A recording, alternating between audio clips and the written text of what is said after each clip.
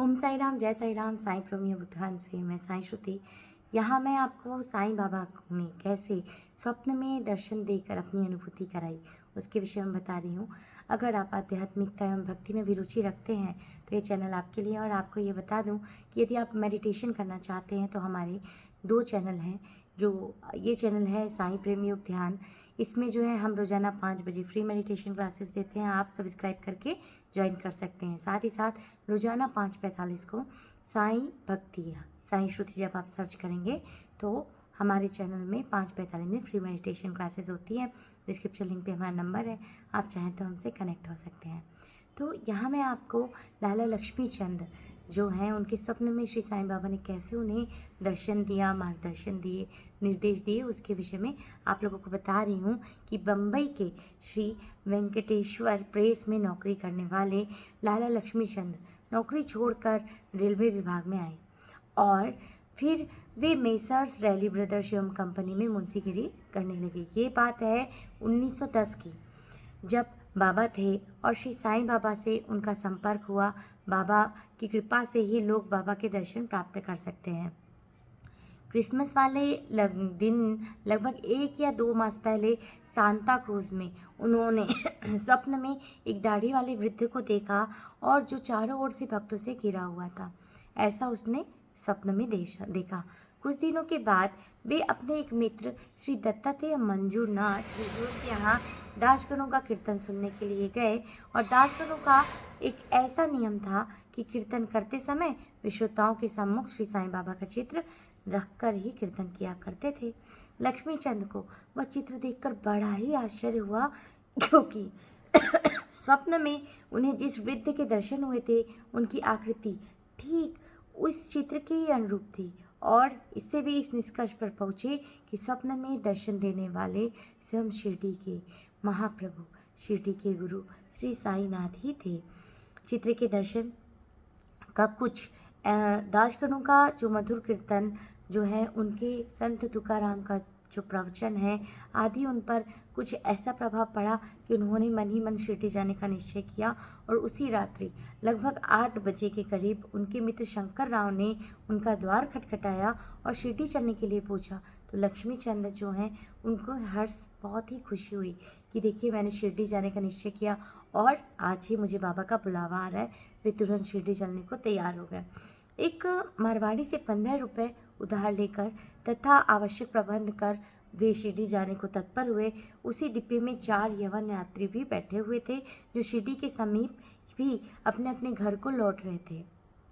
लक्ष्मी चंद ने उन लोगों से श्री साईं बाबा के संबंध में पूछा। होता क्या है कि जब कोई भी व्यक्ति पहली बार शिरडी जाता है या बाबा का ऐसा स्वप्न दर्शन होता है, मन में बहुत सारी उमंगें होती हैं बाबा के लिए।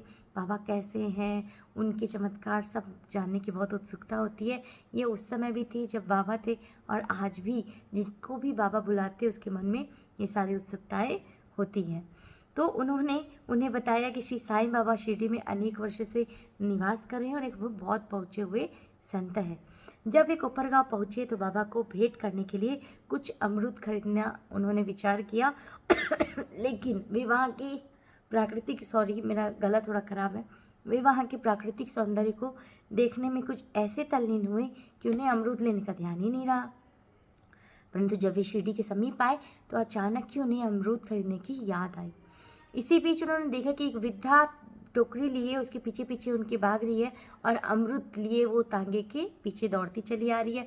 यह देखा, तांगा रुकवाया, वृद्धा से अमरूद लिया और तब वह वृद्ध कहने लगी कि शेष अमरूद जो है मेरी ओर से शिरडी के साईं बाबा को भेंट कर दी है। ये सुनकर तक्षण ही उन्हें यह विचार आया कि मैंने तो अमरूद खरीदने की इच्छा पहले से की थी और जिसे मैं भूल गया था, और उसी वृद्धा ने इसकी पुनः उनको याद दिला दी। श्री साईं बाबा के प्रति उनकी भक्ति देखकर दोनों बड़े चकित हुए कि देखो ये वृद्धा जो है उसको कितनी भक्ति है कि वो इतनी दूर से भी बाबा के लिए कुछ देना चाहती है, भेंट करना चाहती है। लक्ष्मीचंद ने सोचा हो सकता है कि स्वप्न में जिस वृद्ध के मैंने दर्शन किए थे उनके ही यह कोई रिश्तेदार हो। वे आगे बढ़े। शिरडी के समीप पहुंचने पर उन्हें दूर से ही मस्जिद में फहराती ध्वजा दिखाई दी। जिन्हें देखकर प्रणाम कर वह अपने हाथ में पूजन की सामग्री लेकर मस्जिद पहुंचे और बाबा का यथाविधि पूजन कर वे द्रवित हो गए। उनके दर्शन पर वे बहुत आनंदित हुए और लिपट गए। होता क्या है कि जब भी हम मन में संपर्क करते कि शिरडी जाना है, बाबा कुछ न कुछ लीला करना प्रारंभ कर देते हैं। ये आप सभी भी महसूस कीजिएगा। बाबा ने उनसे कहा, सारे रास्ते में भजन करते हो, दूसरे आदमी से पूछते हो, दूसरे से क्या पूछना, सब कुछ अपनी आंखों से ही देखना है, काहे को दूसरे आदमी से पूछना। सपना क्या झूठा है या सच्चा, कर लो अपना विचार आप।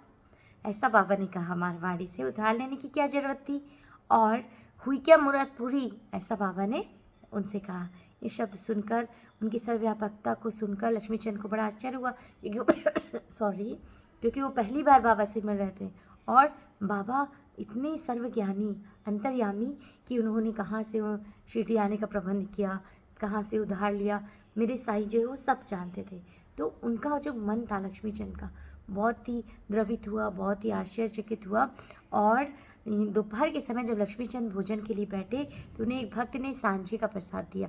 सांझा से तात्पर्य उपमा, जिसे पाकर वे बड़े प्रसन्न हुए। दूसरे दिन उपमा की आशा लगाए बैठे रहे, परंतु उस दिन किसी भक्त ने उपमा का प्रसाद नहीं दिया। तीसरे दिन दोपहर की आरती पर बाबा साहिब जोग ने बाबा से पूछा कि नैवेद्य के लिए क्या बनाया जाए। तब बाबा ने कहा कि उसे सांझा लाने के लिए, नैवेद्य के लिए भोग सांझा बनाया जाए। भक्तगण 2 बड़े बर्तन में सांझा भर कर लाए। लक्ष्मीचंद को भूख अधिक लगी थी, साथ ही उनकी पीठ में भी दर्द था। बाबा ने लक्ष्मीचंद से कहा, तुमको भूख लगी है, अच्छा हुआ, कमर में भी दर्द है, अब तुम इस सांझे की दवा खाओ।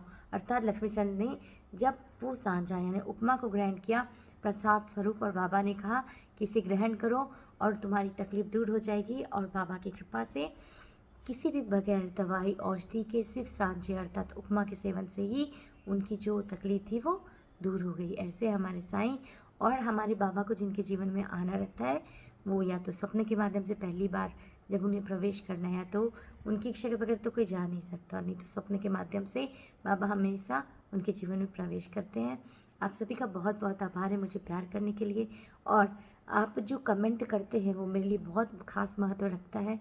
जो भी आपको जिस विषय में चाहते हैं कि मैं वीडियो बनाऊं, बाबा से लेकर साईं गुरु जी से लेकर भक्ति संबंधी, तो मैं बनाऊंगी। आप कृपया कमेंट में मुझे या पर्सनल भी मुझे व्हाट्सअप कर सकते हैं।